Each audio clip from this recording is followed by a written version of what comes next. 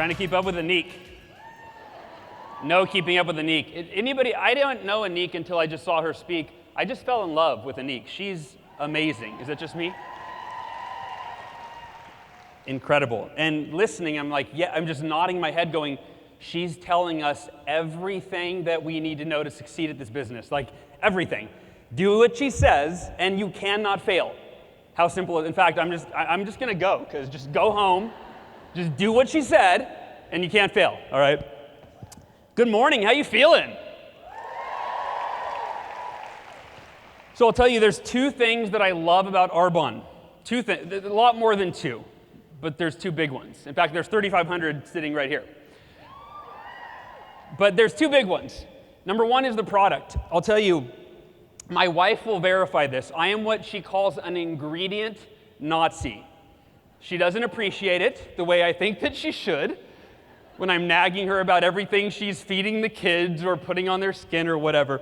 But I'm an ingredient Nazi, and when I found out about Arbonne's strict ingredient policy, I was excited because they're one of the biggest things, the biggest lies of these health companies, especially in the network marketing space, and there are so many of them, is they pitch, we're all about health. It's this big story, this big vision of being healthy, but then all you do is you turn over their products and you look at the ingredient list, and you realize that it's a big lie. And with Arbonne, you've got that down. The integrity in your ingredients is incredible. The second thing that I love about Arbonne is when it comes to business, I love a business where you decide your destiny. It's not the boss, it's not a box that you sit in, that you have a structure, that you have a ceiling on your income and your pay, and you get to decide your destiny. My background is in direct sales. I had a 6-year career in direct sales, and that's what I fell in love with. The opportunity is, wait, I can earn as much as I want to earn based on how hard I'm willing to work. And so the fact that you have that opportunity, and Anik just laid out everything you need to maximize that opportunity is very, very cool. There's one thing about Arbonne that I'm conflicted on. Yesterday morning, I experienced that conflict when I looked at the Arbonne Essentials vanilla packet and the Arbonne Essentials chocolate packet. They're both so good, and they're equally good. And every morning, it's a really tough decision on which one I'm going to put in the blender that day. All right. You guys ready to have some fun? All right, I have nothing fun planned for us. I'm going to start with a quote from Robin Sharma. Any Robin Sharma fans in the room? Okay, not just me, good. So Robin Sharma, this quote was a reality check for me when I heard it. Probably 10 years ago I read this quote, and it was a real reality check. And Robin said one of the saddest things in life is to wake up one day and realize that you could have been, done, and had so much more. Sadly, that's the story of the human race. That's the story of most people, is that we wake up at age 30, and you go, wait, this isn't what I was planning. This isn't the life of my dreams that when I was 20, I thought that I'd be living at 30. But then they don't do anything about it. And then they wake up at 40, and they're like, whoa, whoa, whoa, whoa. Is this all there is? Is this what's going on? And then this continues for the rest of their life. And sadly, they go through their entire lives never actualizing their potential. Here's the problem, or here's the caveat, the spin I would put on Robin's quote. One of the saddest things in life isn't just to wake up one day, because when in the hell is one day? Right? That gives you a little bit of an out. You're like, oh yeah, that would be terrible to wake up one day, but thankfully that's not today or tomorrow.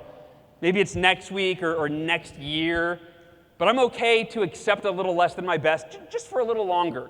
See, one of the saddest things in life is to wake up every single day of our lives and to know in our heart and in our head, to know that we could have, be, and do so much more, and then to live that day anything less than we're capable of. So I want to bring that urgency to your world, where every single day you wake up and you decide, today is literally the most important day of my life. Because if not today, then when? That you wake up every day and you decide, based on the choices that I make today and the actions that I take today will determine the destiny that I create and the life that I live for the rest of my life. It's not about waiting until someday. It's a conscious awareness and decision that we make every single day when we wake up. I've got a couple questions for you. Number one, why did you wake up this morning? Think about that for a second. Why do you wake up most mornings? There's usually one of two camps for why people wake up in the morning. It's usually either because you have to or because you choose to. And here's what I mean. Of course, we all choose to wake up, but the have to wake up is most people, and we're all guilty of this, right? So think about this, where you look at your schedule and you go, okay, when do I have to be somewhere or do something or answer to someone or take care of someone else, right? What time is that? Okay, let me back up an hour. How long does it take to get ready? Let me back up a little for getting ready.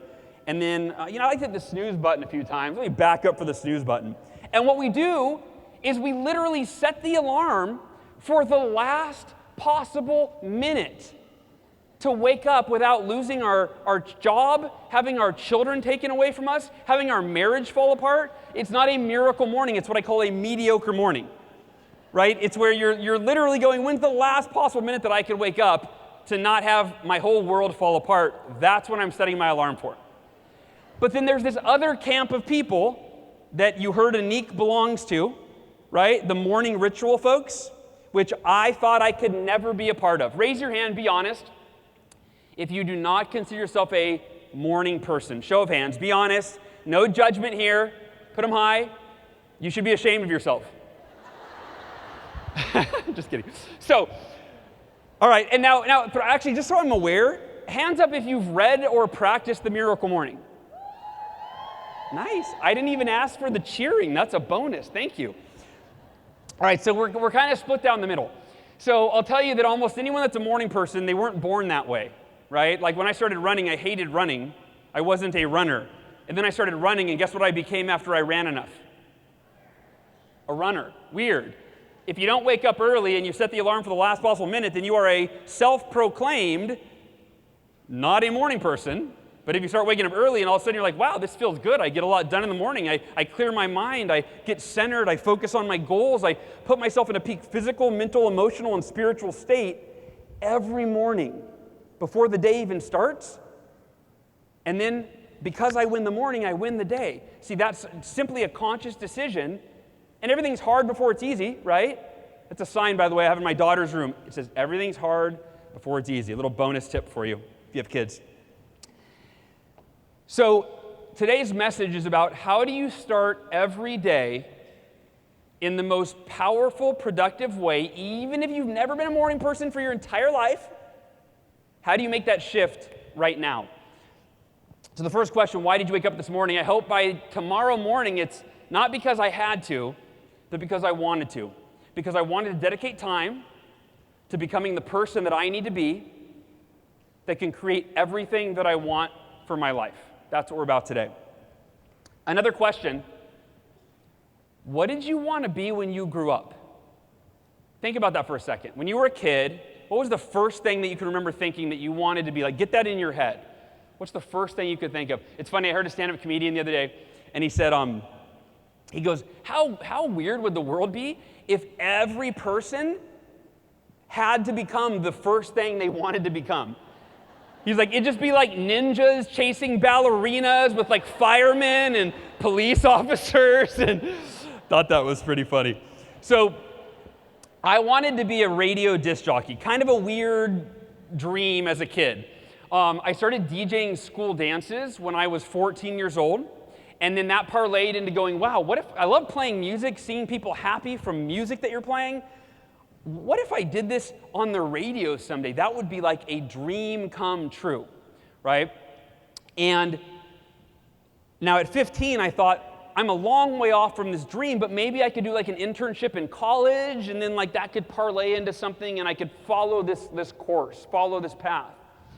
Well, at 15 years old, soon after the dream was born, I got a phone call from the local radio station manager, Larry Gamble. Larry Gamble ran, I grew up in Oakhurst, California, small town, 30,000 people. and Larry ran the local AM radio station, AM 1090, Kittens Country. And Larry calls me, and I pick up the phone, and I knew of him. I didn't know him. And I answer the phone, and Larry's got one of those radio voices. You know what I'm talking about? Like those deep, Larry, hey, or Hal, it's Larry Gamble down here at 1090 AM Kittens Country. How are you doing, my friend? And I'm going through puberty, so I'm like, hi, Larry. To what do I do? Oh, the honor, right? And he basically went on to tell me that they had a position where they wanted a high school student to come host a radio show every week for 3 hours, and he wanted me to come interview for it because he heard I was a DJ. I was beside myself. My mom drove me down to the station for the interview. I went and I interviewed. I got the job. I was on cloud 9. And as I was leaving Larry's office, like floating out of there, he said, oh, Hal, one more thing. Do you have a nickname? I said, no, Mr. Gamble. Why? He said, DJs always have what's known as an on-air moniker. That's kind of a fancy way of saying like a cool nickname. Do you think you could think of a nickname by next Thursday's show, your first day on air? Yeah, sure, Mr. Gamble, no problem. And I'm leaving his office, and I go from being elated on top of the world to being super nervous. Like, I don't have a nickname? What am I going to, I'm going in my head, I'm like, hip-hop Hal, or, Happy Hal. And I go and I get into the car, which my mom is waiting patiently for me, and I'm quiet in my head, just thinking of trying to think of a nickname. And because I don't say anything, she naturally thinks what? I didn't get the job. And she says, oh, sweetheart, everything happens for a reason. It's okay. I go, no, Mom, I got the job. I start next Thursday, but I have to have an on-air moniker. It's like a nickname. And you guys name me Hal. That's like the dorkiest name ever. What am I supposed to do with Hal? And she goes, oh, sweetheart, first of all, you're named after your grandfather. It's not a dorky name. And second of all, I can help you think of a cool nickname. Okay, Mom. This should be good. What's your idea for a cool nickname? She goes, well, it's easy. Your name's Hal. Just rhyme it with Hal. Be like, Hal, my pal. Or your pal, Hal. Or she goes, ooh, I know. Use slang. Make it really cool. Be like, yo, pal, Hal. Okay, Mom. No offense, but you're such a dork. I will never be yo, pal, Hal. Nice try.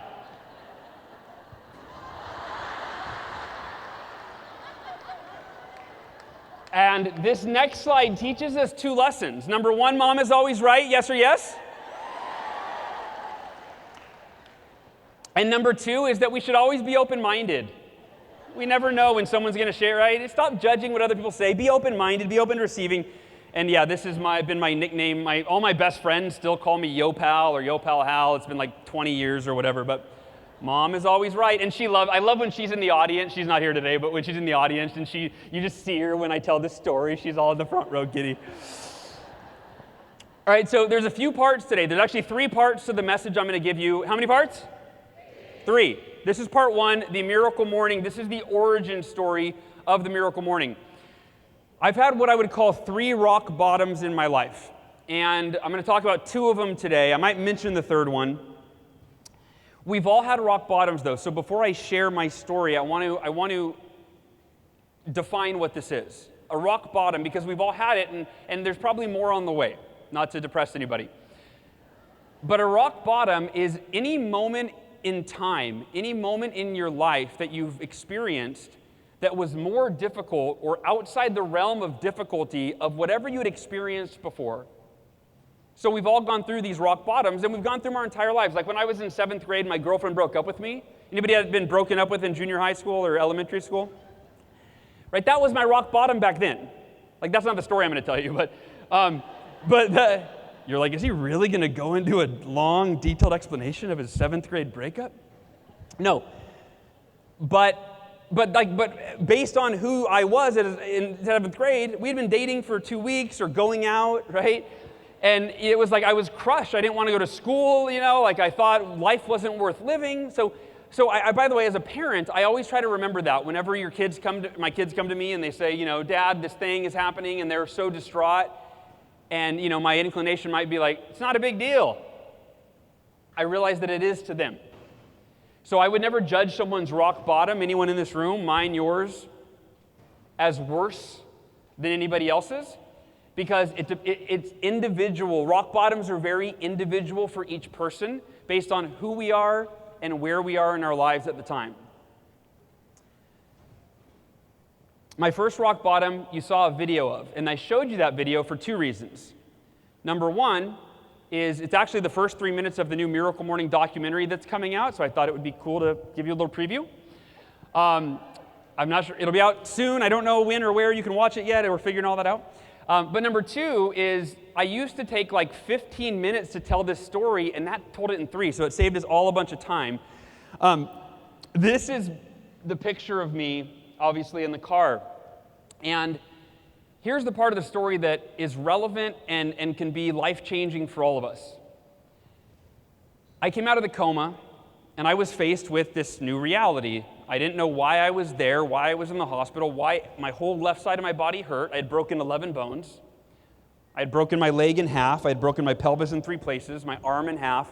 My ear was almost completely taken off. My skull was cut open from the top. I mean, the devastation was pretty unbelievable. And when I came out of the coma, I was faced with the choice that we're all faced with whenever we face adversity. And it doesn't matter if it's a major adversity or if it's a minor adversity like a customer canceling their order. Anybody raise your hand if you've had the pain of a canceled order before, right? As a salesperson, you're like, no, I had already spent the money in my head. You can't cancel the order. Just keeping it real, just keeping it real. So, you ever plan that? By the way, when I was in sales, I would always be like, wait, I want to buy this thing. I only have to sell, I sold kitchen knives. Anybody know Cutco kitchen knives? I was one of Cutco's sales reps. But I'd always be like, dude, I could afford that. That's only 3 Homemaker plus 8 sets. Right? I would buy stuff ahead of time based on what I would need to sell to earn the thing. So anyway, back to the story. We're all faced with whether it's a minor adversity, a major adversity. It's not the adversity. It's never the adversity that causes us pain, that causes us anguish. It's always how we interpret the adversity, the meaning that we give to it, and how we respond, what we do after the adversity takes place. Because if you imagine, the exact same tragedy could befall 2 different people, and person number 1 is devastated. It's the worst thing that ever happened to them. Life is over as they knew it. The exact same thing happened to person number 2, and they see it as a great opportunity for them to learn and to grow and to become better than they've ever been before. Same tragedy, same adversity, but how we interpret it, the meaning that we give to it, and the response that we choose determines whether the adversity hurts us or helps us. So when I came out of the coma, I had that choice. And I decided, if I never walk again, because that's what the doctors were telling me, if I'm in a wheelchair the rest of my life, I could be the happiest person that anyone's ever seen in a wheelchair. I could be the most grateful person that anyone's ever seen in a wheelchair. That is my choice.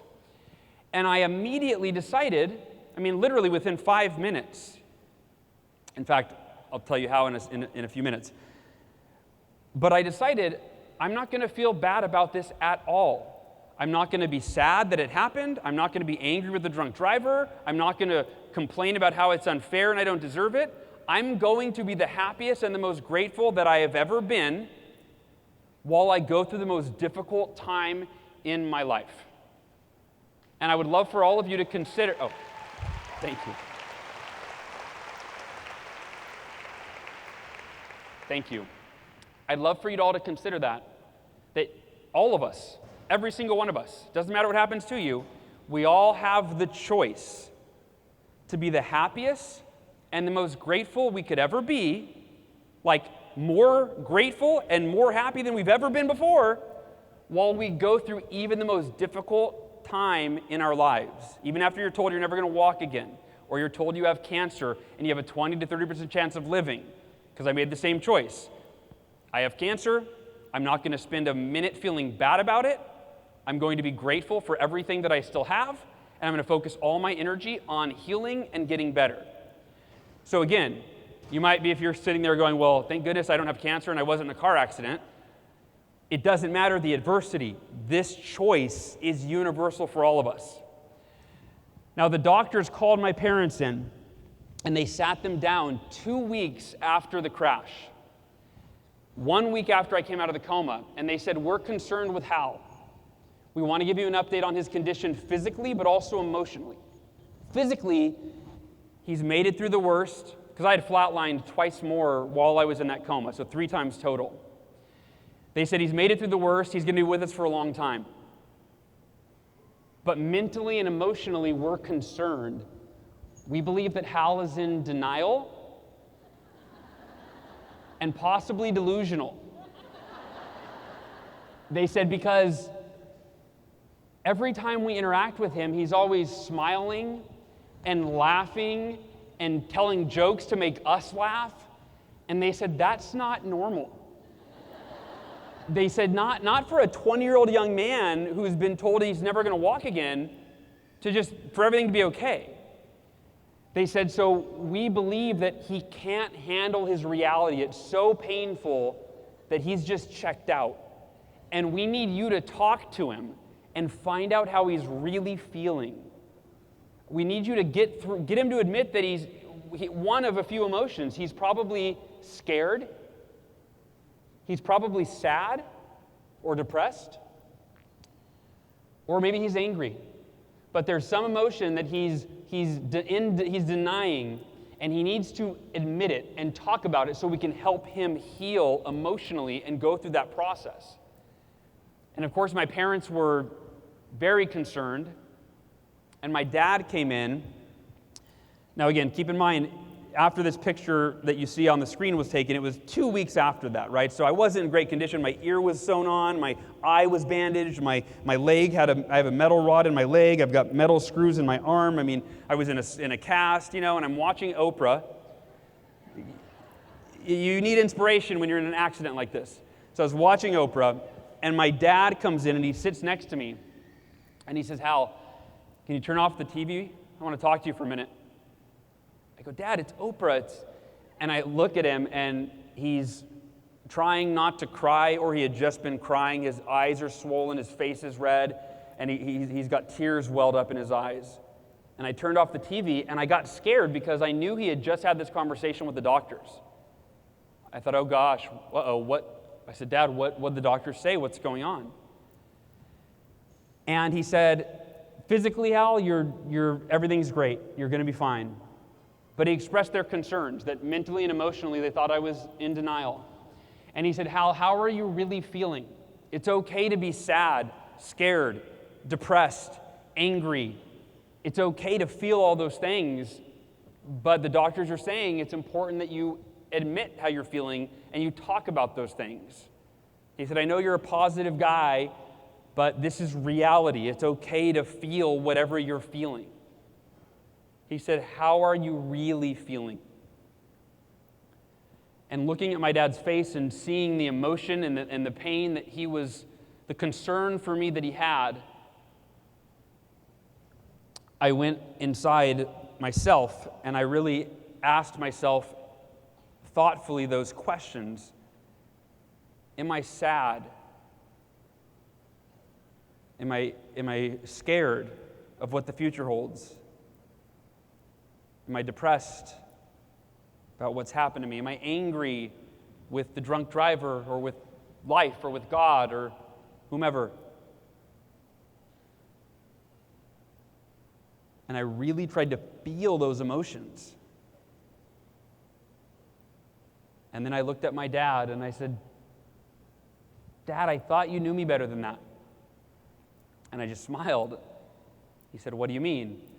I said, remember, I live my life by the 5-minute rule that I learned in my Cutco sales training, by the way. And he said, yeah, remind me what that is again. And I go, I've told you, you and Mom would be so much happier if you listen to me. I've told you this so many times.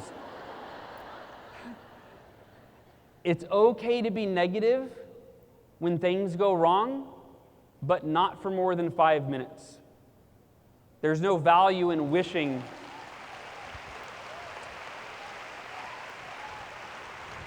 Thank you.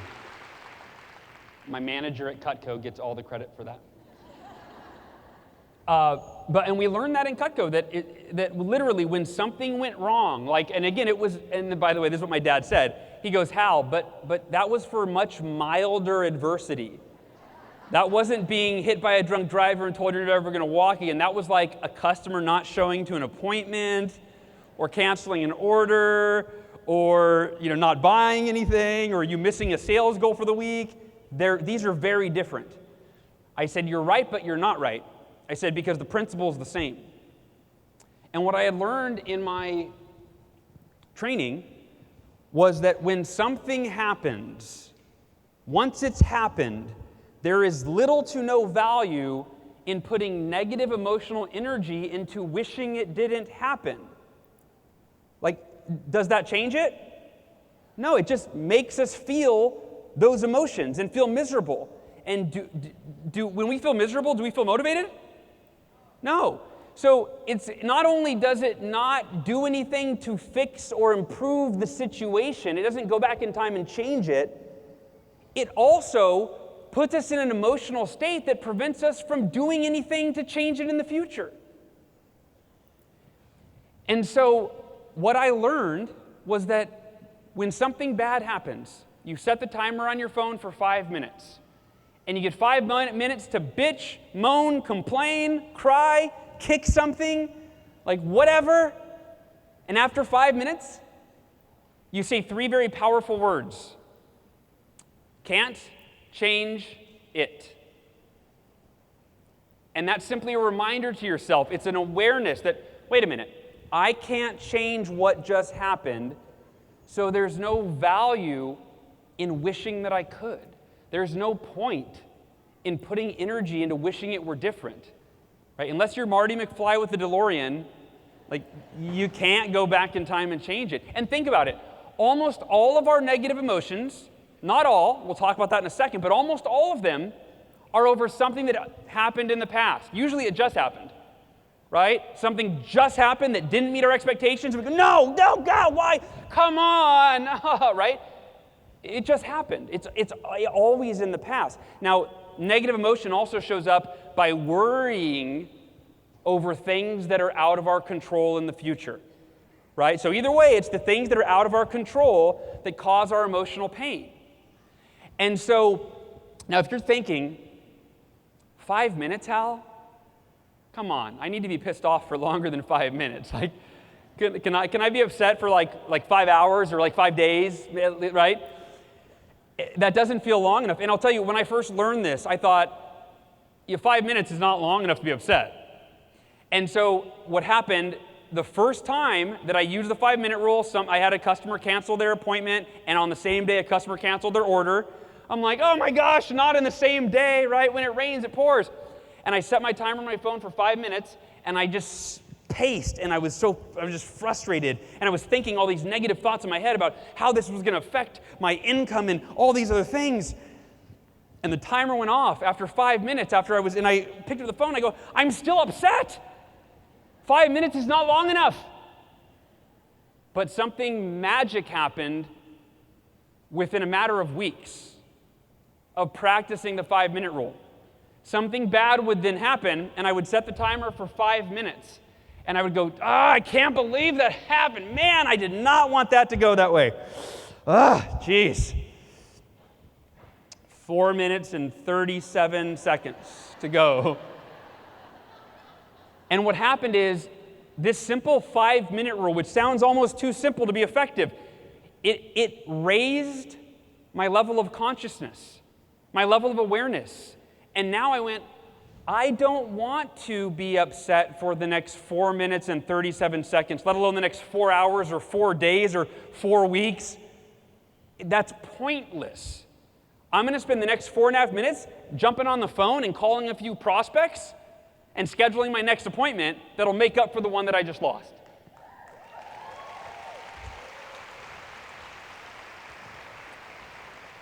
And the 5-minute rule literally became the 5-second rule. I just needed to just release the emotion for just a moment, and that 5 minutes became 5 seconds, and that was all I needed.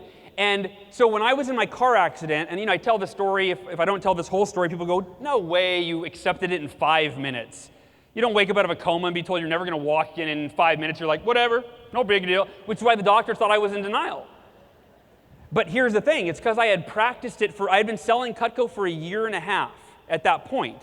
So I had done this hundreds of times over little adversity. I'm going to give you an example in a second of my favorite version of this. But first, a week after the doctors thought I was in denial or I was delusional, and they told my parents that what they believed, their prognosis, and my dad came and talked to me, I told my dad, laying in that hospital bed, I said, Dad, there's only one of two possibilities. Number one, I'm in a wheelchair the rest of my life, and I promise you and Mom have nothing to worry about, because I promise I'll be the happiest person you've ever seen in a wheelchair, because I'm in a wheelchair either way. I said, but that's only one possibility, Dad, and that's not the one I'm banking on. It's not the one I'm betting on. I'm not focusing on it. I'm not worried about it. I have accepted it, so if it happens, I'm okay with it, because I know it might happen. That's a reality. But all my energy, Dad, doesn't go into that fear, that what I don't want.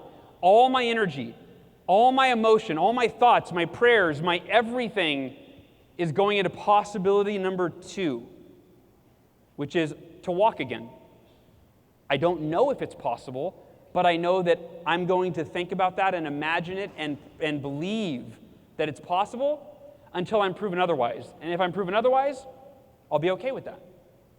And it's so hard for most of us to do, where the more we want something, I wanted to walk bad, like really, really, really bad. I really wanted to walk again. I was 20. I had a lot of goals that involved walking again. I imagine at any age you have that. But I really wanted it. For most of us, though, the more we want something, the more devastated we are when it doesn't happen. Think about that. The more energy, God, I want this so bad, I'm working so hard for it, I'm putting everything I have into it, into this goal, into this dream. If it doesn't happen, I'll be devastated. It doesn't have to be that way. It can be, I'm putting everything I have into this goal, into this dream, and if it doesn't happen, I'll accept it. I won't be happy about it. By the way, that's an important distinction. Acceptance doesn't mean that you're happy when things don't go as planned. I wasn't happy that I was in a car accident. I wasn't happy when I got cancer. But happiness is not all that we're after. There's something much more powerful than happiness. See, happiness is an emotion. Emotions are fleeting. How many of you have been happy 1 second and a phone call changed that? Right? We've all been there before. So there's something deeper than happiness, and it's inner peace, if you will, or you can just call it peace. All the positive emotions over here and all the negative emotions over here, they're usually dictated by the occurrences in our life. But when you accept all things that you can't change, you find that in between happiness and sadness is a state of being that is known as peace. It's not an emotion. It's an ever-present, unwavering state of being, and it's emotionally neutral. So when something bad happens, quote unquote bad, because who knows if it's bad, I think my car accident was the best thing that ever happened to me until I got cancer, and then I decided that would be the best thing that ever happened to me. So who's to say what's bad? I'm sure every one of you could think of a time in your life, an experience, an adversity, a disappointment, a failure that turned out to be awesome. Maybe you had your heart broken, and that opened up the opportunity for you to meet the love of your life, right? We can't judge experiences as good or bad in the moment. That's why they say hindsight's 20/20, but why wait for hindsight? Why wait until when you're going through adversity, Why wait until some distant time in the future to realize there might be a benefit and to be at peace with it while you're going through it? So I don't have a graph that says, my positive thinking healed my bones. I don't know. I don't have that graph. But I have this picture which was taken 1 week after the doctors had that conversation with my mom and dad, 1 week after my dad came in and sat by my hospital bed and had the conversation with me. The doctors came in a week later with routine x-rays, and then they said, we don't know how to explain this, but your body is healing so quickly, we're going to let you take your first step in therapy today or tomorrow.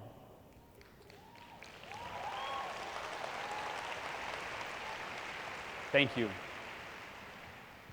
You guys and gals are so applaudy. I love it. Appreciate it. Appreciate it. Thank you. So the foundation of emotional invincibility, and that's what I call this, by the way. I forgot to mention that yet. I call this emotional invincibility. When you live in a state of unconditional acceptance and you accept all things that come your way as they happen, you go, well, I can't change it. You just set them behind you and you keep moving forward. Oh, can't change that. Can't change that. I call this emotional invincibility. It's where your emotions they're not dictated by your circumstances or the events in your life or the way people treat you or whether or not you meet an expectation. Your emotions are completely dictated by you. And because peace, which you access through acceptance, because it's neutral, you then can choose. It's not emotionally charged. You can choose the emotion that would best serve you in any given set of circumstances. When I got cancer and I went, oh, this is like the worst thing I could ever imagine, and I'm super healthy. I don't know how this could be. And they're obviously I had all these things and fear that I could leave my children and I could die. All those things happened. I just didn't live there. I didn't dwell there. I'd have a fleeting thought of fear, and I'd go, okay, I better acknowledge if I die, I need to make sure my affairs are in order. So that, by the way, that's the practical application of negative emotions, right? If someone treats you a way that makes you feel terrible, there's a practical application of that negative emotion, which is, I'm not going to spend time with that person anymore. The way I'm feeling is a signal that I don't think they're a good energy for me, right?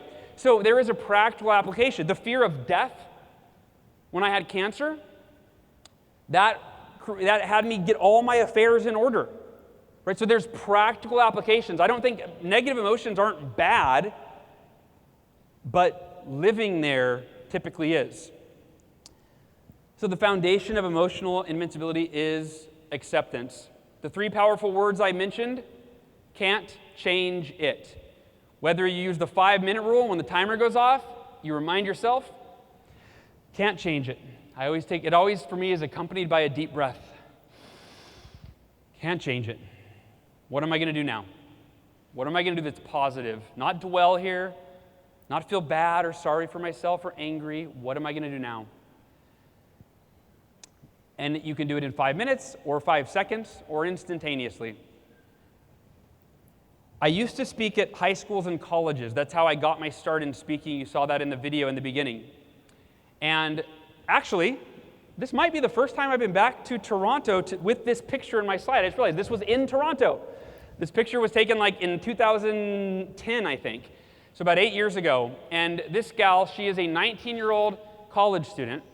And after the presentation, she emailed me about a week later, and I'll paraphrase the email. She said, Hal, when you taught us the can't change it strategy, that philosophy, those 3 words, I got your little can't change it. I used to have these little wristbands that students got after my speech. She said, I got your little can't change it wristband, and I've been wearing it every day, and I switch the wrist every time I find myself resisting, being upset over something I can't change. She said, I'm telling you, I was switching like 30 times a day the first couple days. But she goes, you're right. It changed my level of awareness.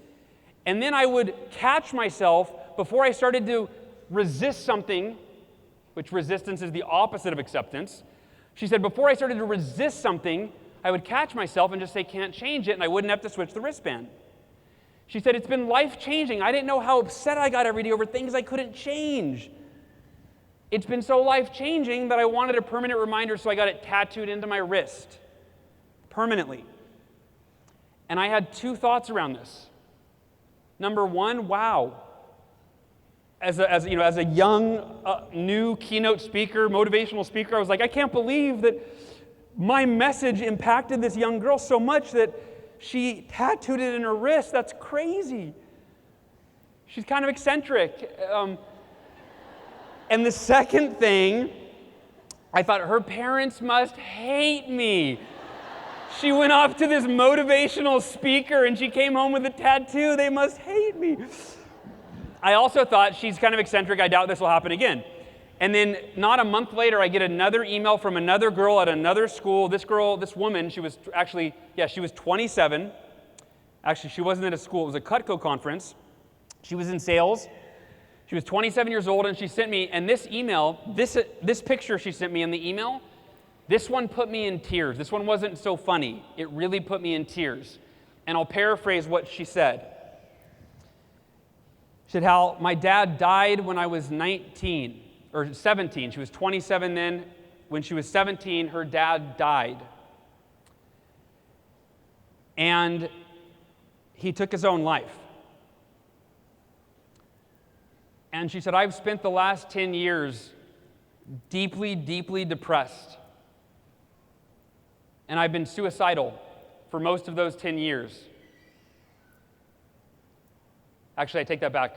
Her dad committed suicide. She was not suicidal. Apologize, don't want to mess that up. She said, I thought I was depressed because my dad died. And everyone that I shared my story with or that knew me, they affirmed that. They would put their hand on my shoulder and say, you poor thing. You have every right to feel the way that you feel. You lost your father. I can't imagine if I lost my father and how I would feel. And she said, I've been on and off every depression medication you can imagine. I've been in and out of every therapist and psychologist and counselor that we could find. And nothing has worked. I'm still depressed every day for 10 years. She said, when I heard your message, I realized that maybe I wasn't depressed because my dad died. No one ever told me that I could accept that and therefore be at peace with it. I didn't know that was an option, she said. She said, I got your little can't change it wristband, and within a few days, I changed the meaning that I gave to his death. Instead of it causing me emotional pain and to feel sorry for myself, I decided that his memory would never cause me pain again, but instead it would represent and cause me gratitude. I'm grateful for my dad, and I'm grateful for my life. And because he is my dad, I have my life, and nothing will ever change that.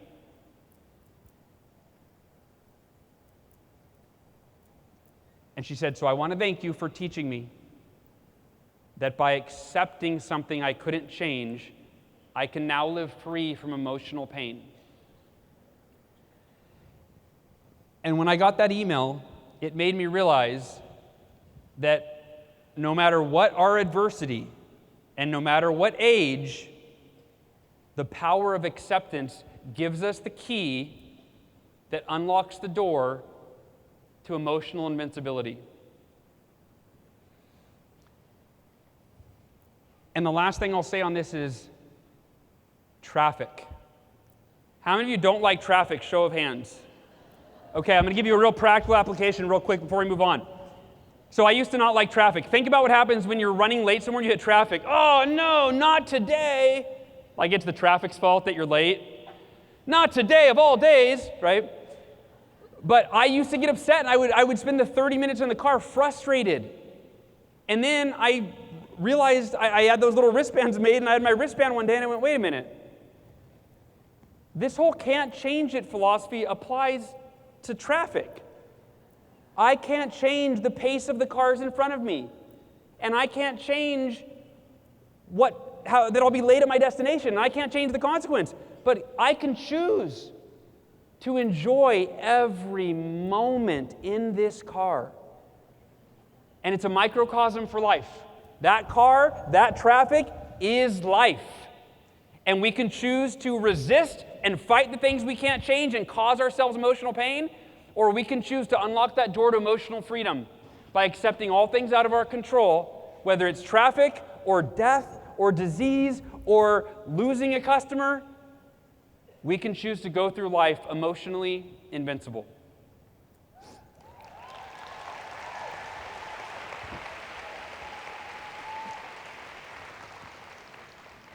Thank you, and we're going to the second rock bottom. Now, some of you are like, dude, we're on the second rock bottom? Like, we just get to the second one? This one's a lot shorter, and this one's a lot more relatable for most of us. Now, it does say surprisingly worse than the first, and people sometimes look at me and they go, but dude, you died the first time.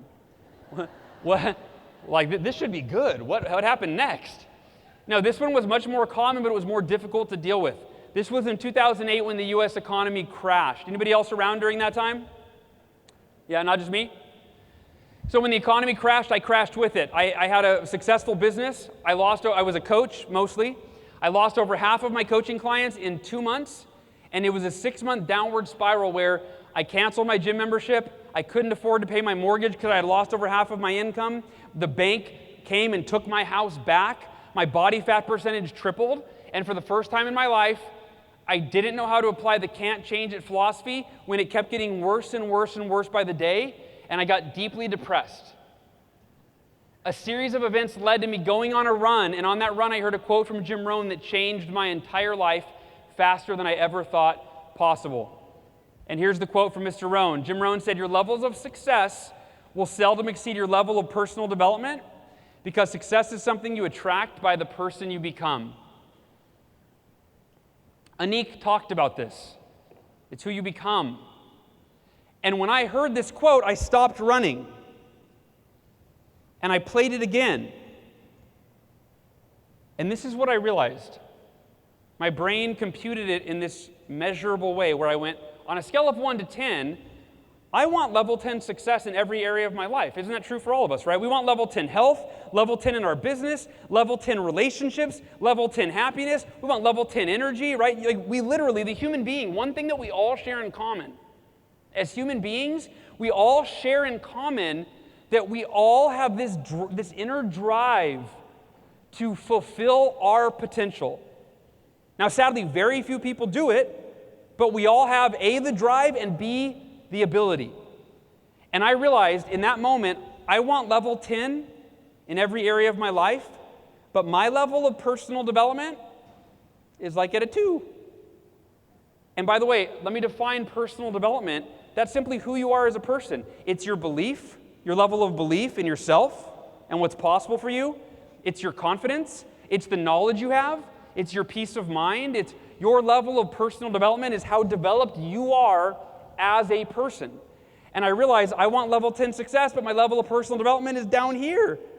And that is the disconnect, I believe, for the majority of society.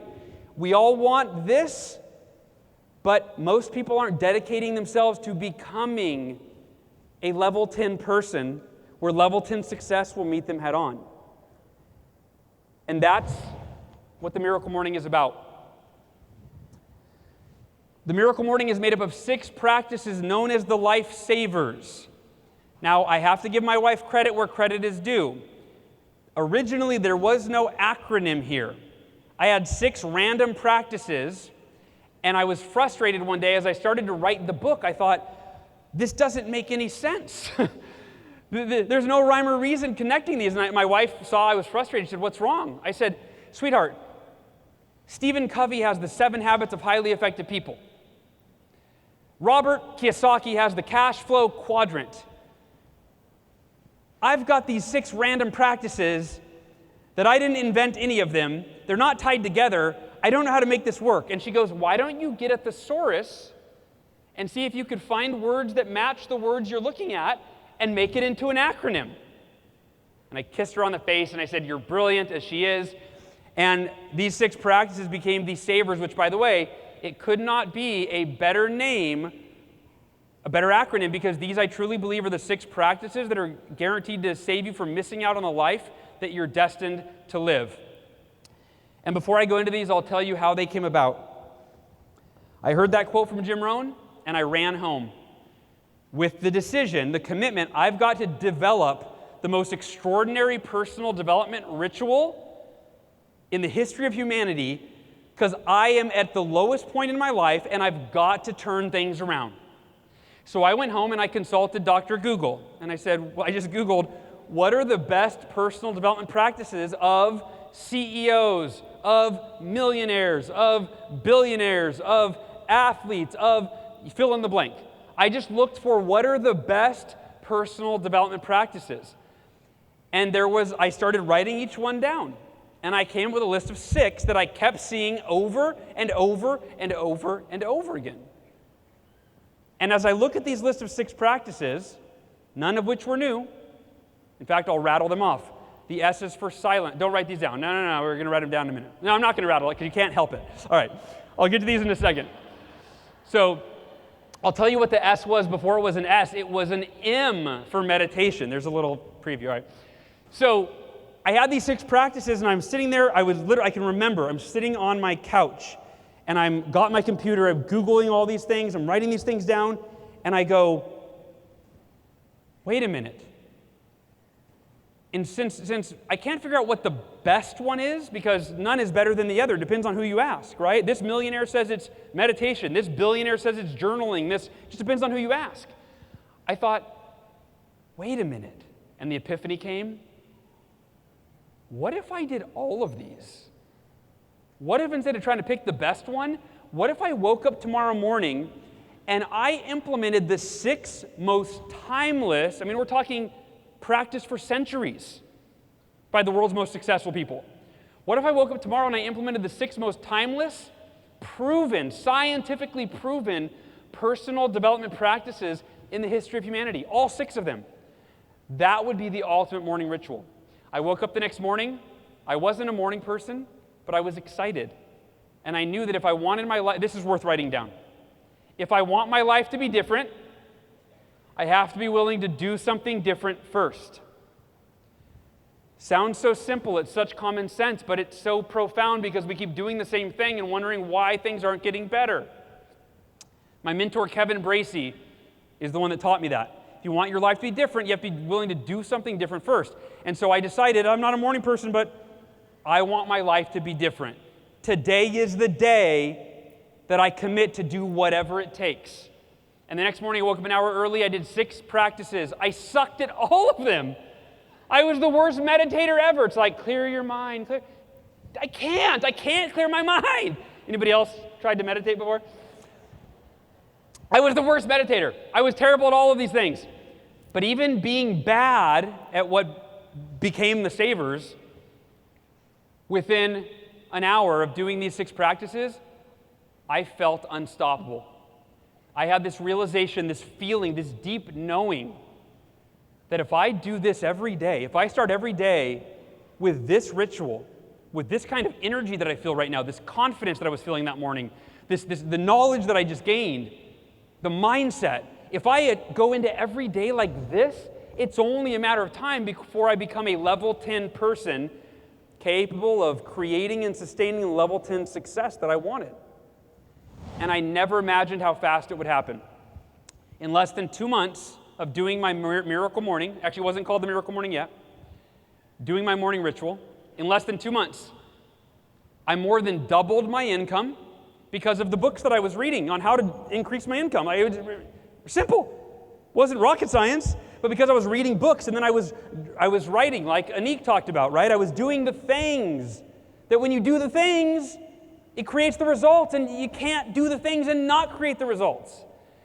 And so, because in 2 months I more than doubled my income, I went from being in the worst shape of my life physically, never having run more than a mile back in high school PE class.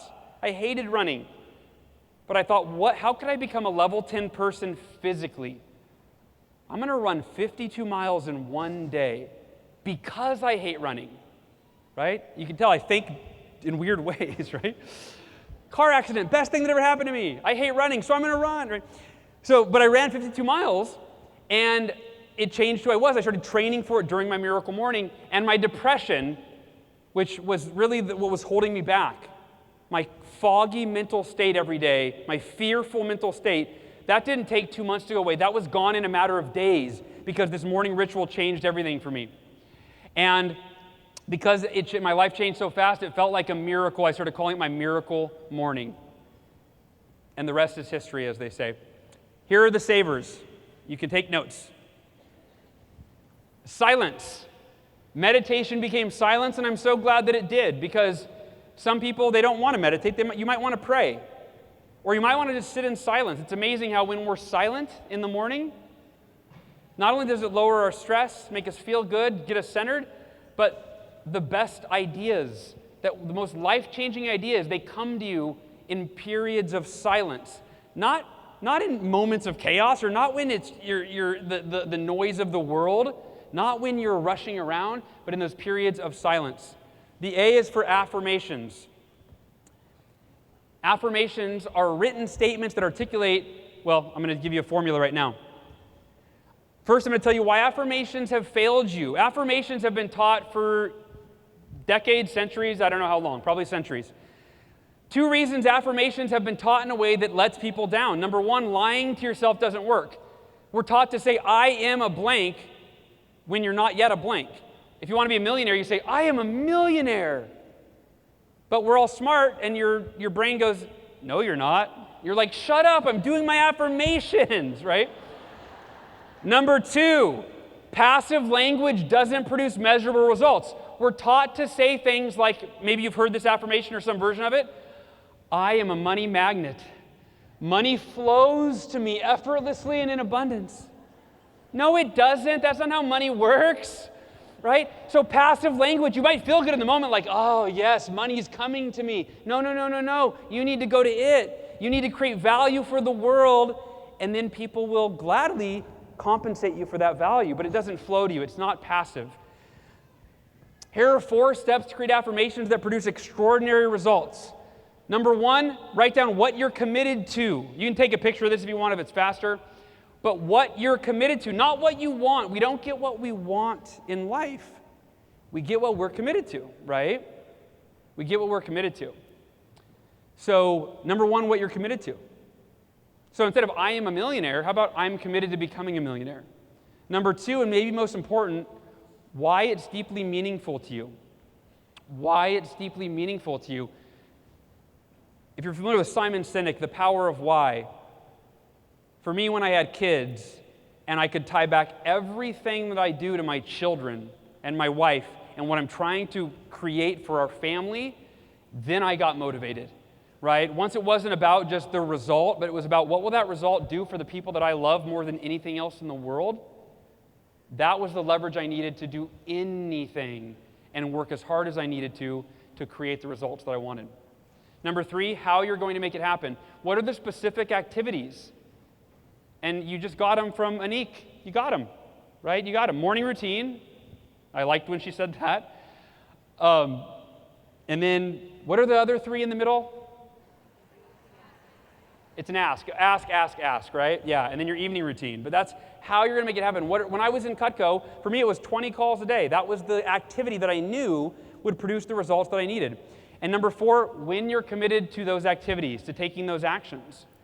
So these are affirmations. They're not rooted in a fantasy of I am blank, right? They're not using passive language. These are practical, results-oriented affirmations that you'll see actually measurable results. The V is for visualization. The world's greatest athletes visualize their success. They visualize their performance. Why wouldn't we? See yourself going through your day, doing your business-building activities every morning, and see yourself and feel yourself doing it with confidence and with composure in a way so when it's time to pick up that phone, you've already been there in your mind in the morning. And it's that much easier to simply pick up the phone and go there in real time. The E is for exercise.